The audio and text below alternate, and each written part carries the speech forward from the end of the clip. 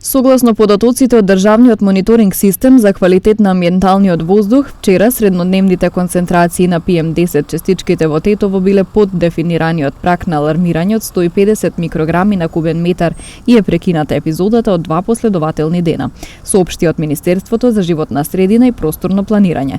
Оттаму додаваат дека престануваат да важат препораките и мерките за надминат праг на алармирање. Но податоците од мерната станица покажуваат дека среднодневните концентрации на суспендирани честички со димензија до 10 микрометри се над рамките на граничната вредност. Значи загадувањето на воздухот сепак е присутно и им пречи на граѓаните. Како свакоме пречи, не само мене. Многу ми пречи, јер јас сум шеќераш.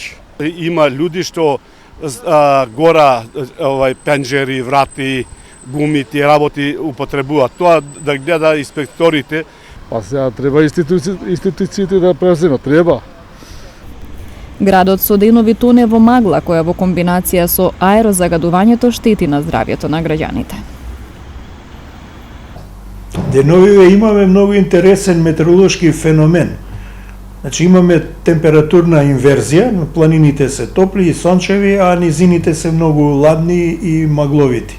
И зголемени денови, број на денови со магла.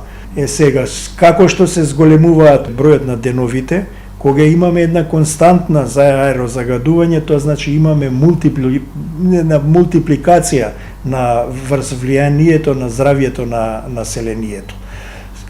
Ние знаеме дека не постои долен праг на аерозагадување што не предизвикува штетно дејство.